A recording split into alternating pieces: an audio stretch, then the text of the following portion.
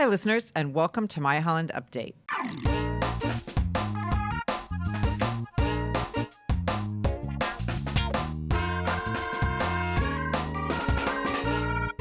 I'm Marianne Manderfield, Public Information Coordinator for the City of Holland, and today our guest is Andy Kenyon, our Director of Parks and Cemeteries. Welcome, Andy. Good morning. Thanks for having me. Sure. You've been with us a few times here talking about different things, but today we're going to talk about Holland's urban canopy. Excellent. But let's start with actually defining what is the urban canopy. Yeah, so our tree urban canopy is basically all of the trees collectively that make up the forest within the city of Holland in particular. There's tree canopies all over the place, but Sure. This one we're talking about today is just in the city limits. So it's all the trees that make up that urban forest within here. You talk about canopy, it's kind of like looking from the top down, and if you had an umbrella up, that would create a canopy too. So trees do the same thing.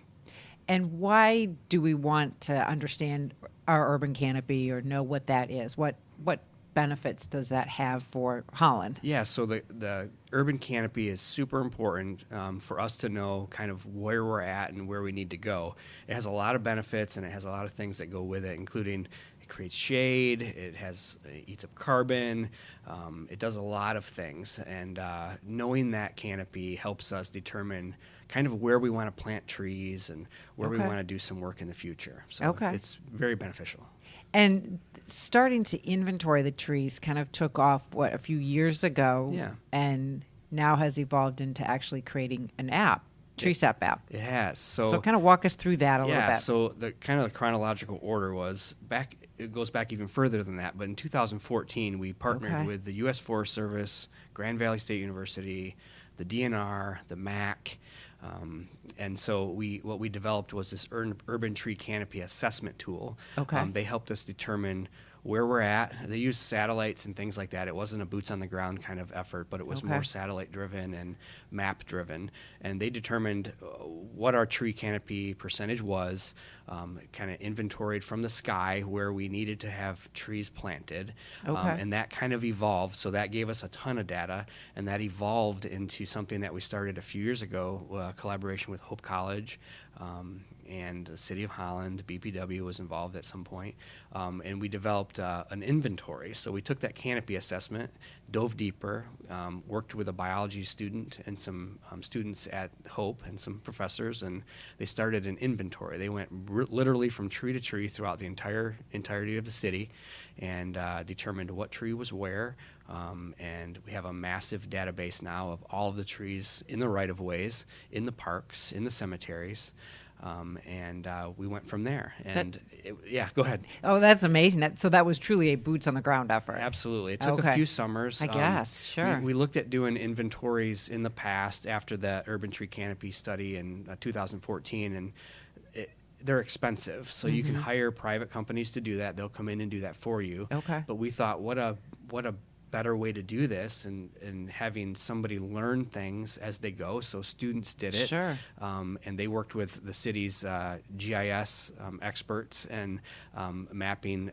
Alex Ebenstein, he was super helpful in this and has done a lot of the work too, and just drove that process and got the inventory completed about a year ago. And then Hope College got involved again with their computer science department and helped develop an app, which, as we talked about earlier, there's all sorts of identification apps out there, but there wasn't one that actually used your GPS and an identifier to determine what tree you're standing in front of. So this app now is available on Apple phones now, iOS, and it's going to be on Androids real soon. Maybe as soon as this podcast drops, it may be available by then. It's literally days away. You'll be able to walk up to any tree in the right of way or in a park. Outside of a little caveat, we didn't do all of them at Veneralty Farm. Because it's 160 acres. We did identify a couple of the big ones, but a lot of the other ones are, you can walk right up to them and literally stand there and click on the app, and it'll tell you what tree you're standing in front of, the species. It tells you information about the tree, and that's huge. It's really cool. What a fun learning opportunity. I can see even some schools getting involved to utilize that. Absolutely. And what a great collaborative effort between the city and Hope College. It was awesome, and it like I said, it did a ton of things. It was good for the student. It was good for the city. Sure. It saved us a ton of money. There were still funds available to do it and needed to do it, but it was awesome. So a win-win on both sides. Absolutely. So it was cool. That's great. Yeah. So that's gonna come live really fast, and we encourage people to check it out, and it'll change over time too. I would imagine. We're going to be able to use that from a city perspective as kind of a work ticket system in the future for our forestry team. Okay. So where we'll be able to use that data that's on the app and create a work ticket to tell us, okay, we took that tree down, or we planted a new tree, we have to add it to the system. Okay. Or we had a storm and it took some trees out, so we had to do that. We're doing some work on 10th Street right now, and unfortunately, when urban sprawl happens, some trees have to come down, and due to that, we have to remove some out of the inventory. So it's going to be an ever-evolving app as well as inventory. So a constant change. Constant change. Yep, as absolutely. Trees are constantly changing. Yeah, yep, for sure. Okay. And that the app, the assessment, the inventory, all of that helps us really determine as a city where we want to focus our efforts year to year when we plant new trees and new spots. We have some tree deserts in the city, which people know about, places where there aren't any trees planted or there's few, so we have to add trees to there to help increase our urban canopy. And you mentioned the Forestry Department. Yeah. I'm not sure everybody even knows that a city has a Forestry Department. So, tell us a little bit about what they do. So we have, within the Parks Department, we have right now it's a 4-person full-time crew, as well as a couple part-timers seasonally that help take care of the forest in the city. So we have chipper trucks, bucket trucks, loaders, backhoes, assortment of chainsaws, and they take care of it. So they respond to calls if they have a tree that falls down over the sidewalk, if we have storm damage. They plant a lot of trees every year in the city. Typically in the spring and the fall, we usually plant about, between 100 and 200 trees a year, as well as all of the construction and road work projects. We don't particularly do that. We contract that work out, but we plant another couple hundred trees usually that way. So, they're here. They work, 7:30 to 4 every day, but they come in a lot at night. They were just in a couple nights ago. We had some storms over the weekend that made a couple trees weak, and they fell down, and they came in and cleaned those up. Okay.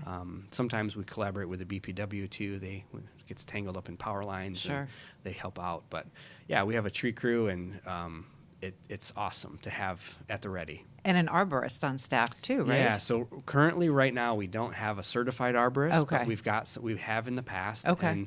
And we look to have that in the future. Okay. But we do have some staff that have decades and decades of knowledge of urban forests in particular, and we have a climber who uses rope and saddle to climb up into trees and trim that way. Yeah, it's pretty awesome. So we're very fortunate, and it's very cool to have, and it's a great benefit to the city to have that on at the ready on staff. So absolutely. It's great. Yeah. And you mentioned planting trees in the spring, which kind of leads me to, we've got an ongoing project right now with BPW about tree giveaway, giving trees away to residents. Tell us about that program. Yeah, so that whole program started, again, based upon some of this information we've been talking about with the assessment. One of the things, I'll back up just a little bit, but one of the things that urban tree canopy assessment told us was we have about a 25% urban tree canopy. The goal is to probably get around 40% coverage. Okay. And that's a really steep goal, but it's attainable. But the only way to do that, to get that percentage, is to engage with private citizens, homeowners, businesses, and we knew that going in. So from 2014. So one thing that we worked on was trying to figure out how to get trees on private property to help us increase that. So yeah, can I ask you a question about the tree canopy? Going back to kind of the TreeSap app, the tree canopy is the entire city, not just public right-of-ways. Correct. It's everybody's that's a good backyard. the TreeSap app is strictly public areas. Yep, Okay. correct. In the right of way and in parks and Gotcha. stuff. Yep, that's correct. So the canopy percentage, to get that increase, we had to engage with private citizens. So we did a couple things. We tried a 50-50 tree giveaway that went okay, but it wasn't super successful. Okay. And then the BPW partnered with the Arbor Day Foundation as well as the city. And between the city and the BPW, we fund a program now. We've done it for a few years now. We're going to do it again this fall. It's a free tree giveaway. If you're within the BPW service area, the city as well as some outside townships, you can apply to get a free tree. And this particular one's going to happen on September 11 from 9 until noon. People can go to arborday.org/HBPW. Try that again, arborday.org/HBPW to sign up for some trees. There's 4 different varieties to choose from, 2 of which are already sold out. Sold out, I say in quotations, not really sold out, but reserved. Okay. So there's a pin oak and a white pine. So you can sign up for that, and you can stop in at they give you instructions on how to do it. And basically it runs you through a whole process, which is really cool, on where to put the tree in your yard, what's the best spot to put it to collect stormwater runoff, to create shade, to reduce your energy consumption, things like that. And then they'll tell you what kind of tree out of the 4 you should probably put in your yard too, which is awesome. Sure. And then that's going to help not only you out as a private citizen, but us out as a public institution to help increase our urban canopy and reduce a whole lot of things in the city. So it's awesome. And it's free. It's free. Free totally education free. and a free tree. And trees can be expensive. They can be expensive. And these are, they're probably, I don't know, at least I'd probably retail for $50 a tree. Okay. I'd imagine. So you're getting a pretty good deal. So and they're great. They're nice trees. We've had really good success with landing some good quality trees. Absolutely. Yeah. So check that out if you haven't already. For sure.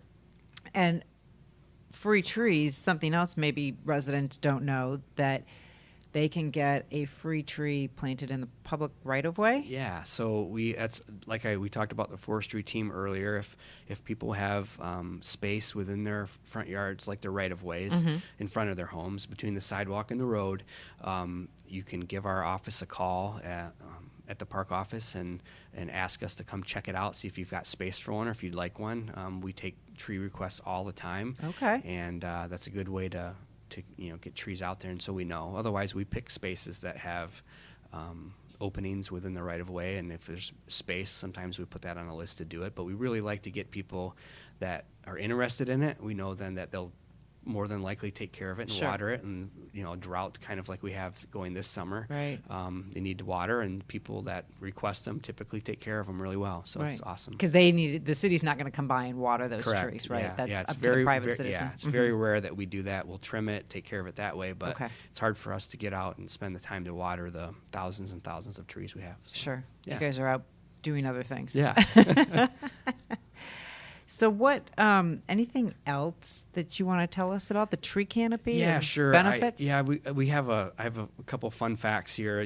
Trees, as many people know, they reduce a lot of carbon dioxide within the atmosphere. It just so happens that our urban canopy, as it is now, captures and stores about 26 million pounds of CO2 each year, which comes out to be about a value of a service of about $255,000 a year, which is kind of cool. Wow, that's amazing. It's a lot. Yeah, that is if you a think lot. about what we have, and it's crazy. So it's pretty awesome. And think what that would be once we get to the 40% That's right, goal. which will just increase. And this is a little bit of some old data, so it has probably increased since then, but that's a little bit outdated by a few years. But that's really good. It's at least that, so it's probably better than that.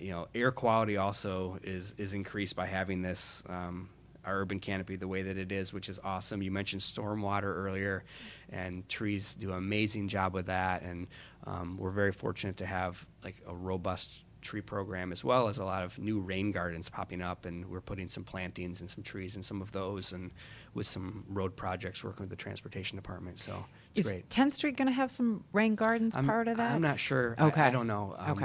We'd have to ask Brian White, but Okay. He would know. But yeah, there'll be some new trees coming back in behind some of the stuff they took Okay. down though too. I know that, so that's happening. And of course, saving energy and with shade, like I mentioned earlier too. Like that's a no-brainer. You put a tree on the right side of your home and Right. or in the right of way where you need it, and it creates shade and reduces your energy. So it's cool. Yeah. Well, great. Thank you, Yeah. Andy. You're welcome. Very much for taking time to talk with us today. And you can check out the TreeSep app on iOS, hopefully Android here Real shortly, soon. Yep. very soon. And check out the tree giveaway with bpwarborday.org/HBPW. You did it. All Yeah, right. Right. Thank you, So, Andy. thank you very much. Sure. Until next time, this has been My Holland Update.